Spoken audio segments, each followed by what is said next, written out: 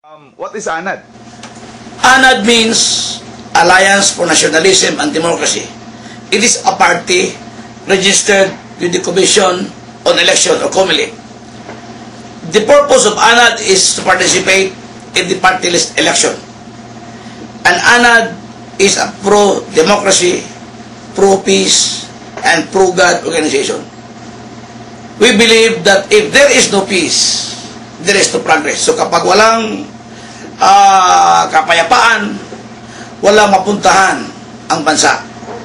So that is the reason why our declaration or our motto is no to communism, no to terrorism. I am Jun Alcover, an ex-member of the Communist Party of the Philippines, one of the pioneering members of the Communist Party in the Visayas. After I was captured, I realized that communism is a futility. Communism is not the solution to our Philippine problem. So, after I realized, I organized this party to expose communism, and especially now that there are now 11 communists in Congress, headed by Bayan Muna, Akbayan, Gabriela, Anak Pawis, etc., etc. We feel that there got to be a balance of political forum in Congress. So we need ANAD to fight and expose the communist terrorists in Congress. Vote for ANAD. This is to strengthen democracy, and ANAD will fight for you.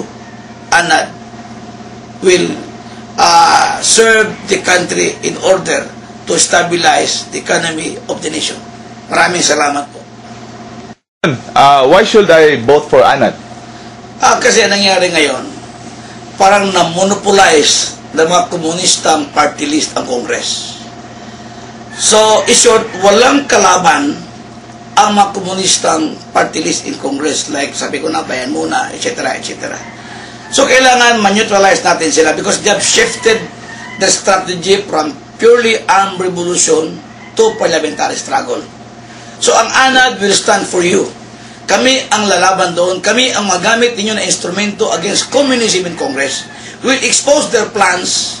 Kasi ang plano nila is to take over by 2010 by using parliamentary road.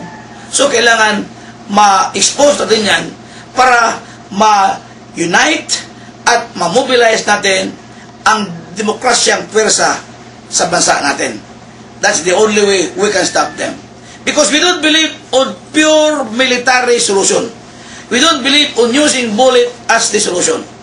So what we need now is unity in order to expose and fight communism in a peaceful way through education, through information. Yan ang kailangan natin dito. That's why I urge every freedom and loving Filipinos to vote for ANAD this coming May 14. Just right, ANAD. Wala nang iba. ANAD lang. Anong programa ng ANAD?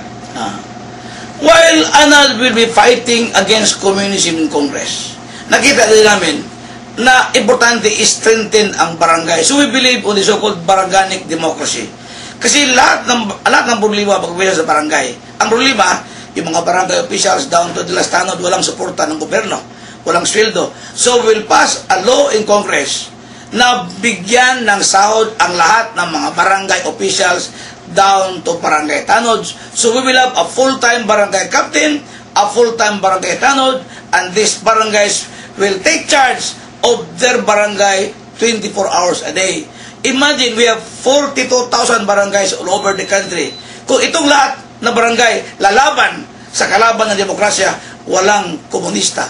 Walang komunista sa bundok, walang komunista sa mga barangay, at saka hindi na kailangan natin ang bala para supuin sila. It is the barangay power that is real people's power that will solve the problem of communist terrorism in our country today. That is the program of ANAD. So, Jun, will ANAD be beneficial to the Philippines for the economy and the security? Ang sinabi ko na kanina, walang bansa na asinso kung ang peace and order hindi inasikaso. So sabi ko na, we are the only party list that very much concerned on peace and order and security. Because we believe that there is no peace, there is no progress. So kapag mayroon na tayong peace and order, definitely, the economic boom, pag-increase yan, at saka we'll be inviting investors and also tourists. Kasi paano, how can we invite foreign investors and tourists kung magulo yung bansa? And this is the only country sa Asia ngayon na magulo. That's why we are now behind, no? As far as the economy is concerned. So kailangan babangon tayo. And the only way na babangon tayo is to help this country survive by strengthening democracy and establishing peace and order. Pag makamit natin yan, makuha na natin balik ang pwesto natin sa Asia na naging number 1 tayo doon politically, economically, culturally. What is your appeal to all Filipinos for this coming May 14 election? As the National Chairman of ANAD, I am appealing to all freedom and democratic-loving Filipinos to unite and vote for ANAD.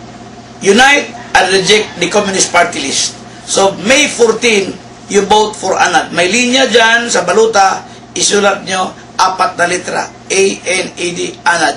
Huwag nang dagdagan. So, after May 14, ANAD will make history and you will be part of history. Thank you. Mabuhay ang demokrasya.